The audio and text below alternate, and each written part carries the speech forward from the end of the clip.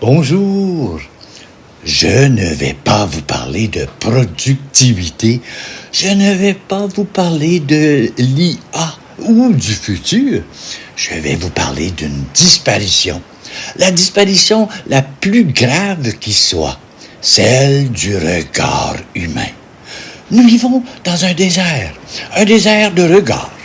Il en existe plusieurs sortes, le désert de terre sèche, brûlante, et celui tout aussi aride d'un paysage balayé par un vent glacial et une mer démontée sous la neige.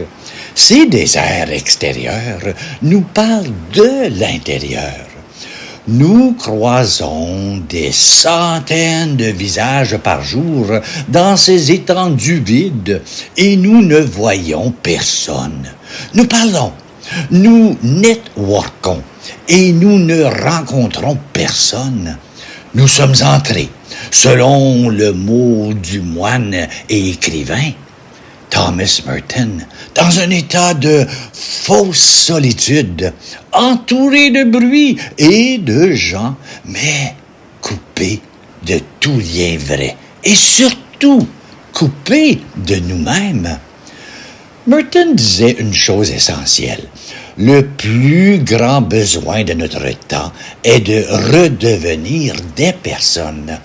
Pas des profits, pas des consommateurs, pas des données, des personnes uniques, irremplaçables, sacrées. Mais regardez ce qui se passe. On nous propose l'inverse. On nous vend l'idée que nous sommes, au fond, des machines compliquées, que nos émotions sont des bugs à corriger, que nos relations sont des réseaux à optimiser, que notre vie intérieure est une donnée inutile. C'est un mensonge. C'est un mensonge logique, philosophique et spirituel. Une personne ne peut pas être remplacée par une machine. Jamais! Parce qu'une personne, c'est une histoire faite de choix, de chute, de grâce, de silence, de regards échangés. Une machine calcule, une personne aime. C'est une différence de nature, pas de degré. Et pourtant, regardez notre désert. Nous partageons 40 heures par semaine avec les mêmes personnes. Et que savons-nous d'elles? Leur titre, peut-être leur projet.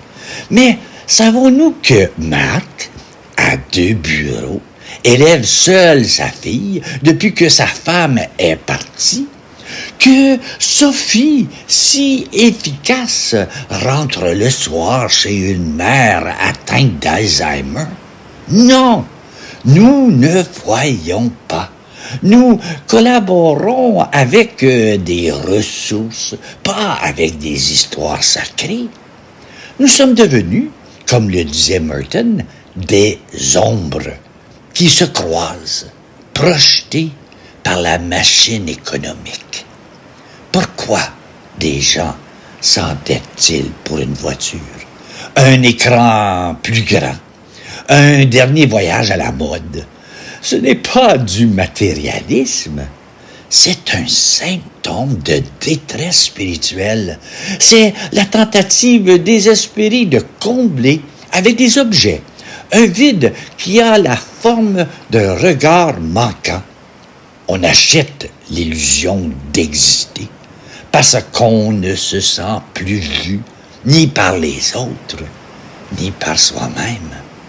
On se réfugie dans l'avoir parce qu'on a perdu le sens de l'être. Regardons froidement un phénomène qui dépasse les clivages politiques. Prenons l'exemple des États-Unis. Mais ce n'est qu'un miroir grossissant d'un malaise planétaire. Comment un peuple en vient-il à élire, à célébrer même une figure publique dont le langage est constellé de fautes, donc les phrases sont inachevées, donc les idées sont crues et non pensées, et qui se moque ouvertement des faibles. Qu'est-ce que cela nous dit de notre monde? Cela nous dit que le désert est si avancé que nous ne discernons plus la dignité de la parole. Quand on ne se comprend plus soi-même, on devient sourd à la cohérence, aveugle à la noblesse. On applaudit non pas la pensée, mais le grognement. On élit non pas un projet, mais on reflète déformé de notre propre fragmentation intérieure. Ce n'est pas un simple problème politique, c'est un cancer de la relation. C'est l'acceptation collective de discours bruts, non polis, non humanisés. C'est le signe qu'une patrie du monde régresse vers un état préhumain où le plus fort gronde le plus fort et où l'empathie est ridiculisée comme une faiblesse. Ce phénomène ne se limite pas à une nation, il s'étend. Il nous infecte par l'exemple. Il est le produit ultime d'une société qui a cessé de se regarder en face. Et c'est là que tout bascule. Une société qui organise cette cécité est une société qui fabrique du mal-être à grande échelle. Une société non éduquée à elle-même. Car quand on ne se comprend pas soi-même, quand on fuit sa propre solitude, ses propres questions, on devient capable de comprendre l'autre. On le voit comme une menace, un miroir déformant, un concurrent. Mais il y a une issue radicale. C'est la personne que j'appelle solide entre les deux oreilles, psychologiquement intégrée, spirituellement vivante. C'est la personne qui, comme Merton le décrivait, a fait la paix avec sa propre solitude, l'a traversée et en est revenu non pas en ermite, mais en témoin. Elle a une conversation régulière avec Dieu, avec le tout autre, peu importe le nom. Cette conversation l'ancre. Elle lui rappelle qu'elle n'est pas le centre du monde, mais un pèlerin parmi d'autres. Et parce qu'elle est ancrée, son regard peut sortir. Il devient un acte de courage et de charité. Cette solidité se reconnaît à des signes concrets qui sont aujourd'hui des actes révolutionnaires. Elle est la seule à répondre vraiment au courriel, pas par reçu, mais par une phrase qui reconnaît la personne derrière la demande.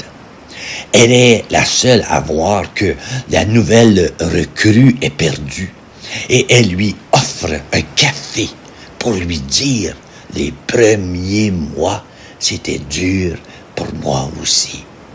Elle est capable, en réunion, de dire, avant de passer au point suivant, « Je voulais souligner l'idée géniale de Julien tout à l'heure. » Sans cette intuition, on serait passé à côté.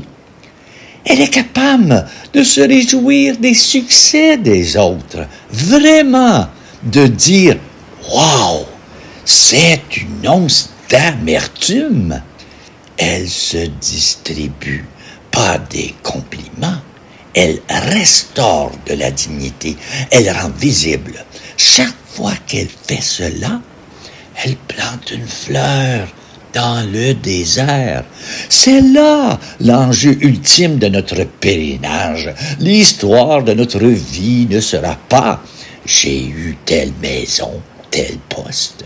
L'histoire de notre vie, celle qui comptera, c'est combien de personnes se sont senties moins invisibles, plus courageuses, plus elles-mêmes, parce que mon regard s'est posé sur elles avec bienveillance.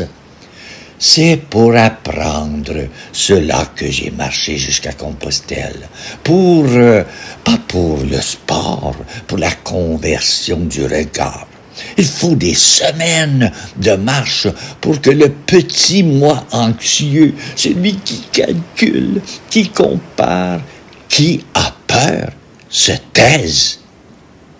Et alors, une évidence vous frappe en plein cœur. Votre vie n'est pas à propos de vous, elle est à propos de ce que vos yeux, vos mains, vos paroles font aux autres. Aider un marcheur blessé, écouter une histoire, à partager son eau, ces gestes deviennent le sens même du chemin. Vous redécouvrez que vous êtes capable d'aimer et cette découverte, c'est une joie si profonde qu'elle rend la vie simple et belle. À l'inverse, celui qui ne parle que de lui, qui étale ses succès, qui ramène tout à sa personne, ce comportement est un cri de détresse intérieure. C'est la preuve qu'il est perdu dans le labyrinthe de son propre ego, coupé de la réalité des autres. C'est une machine à fabriquer de la solitude. Alors, voici mon appel, ma proposition de résister, de résistance. Arrêtez-vous demain matin et faites ceci pendant 24 heures. Soyez un archéologue de la lumière humaine. Votre mission, déterrer et montrer un trésor caché chez 3 personnes. Un proche, dites-lui la qualité de son être que vous admirez le plus. Sa patience, sa joie, sa persévérance. Un collègue, soulignez une compétence précise, un talent unique que lui seul apporte. Un invisible, le gardien, le livreur. Regardez-le dans les yeux. Dites son nom, si vous le savez, et dites merci, comme si votre journée en dépendait. Observez la surprise dans les yeux, puis cette lueur, cette reconnaissance, et en vous, sentez cette chaleur nouvelle. C'est votre humanité qui se rallume.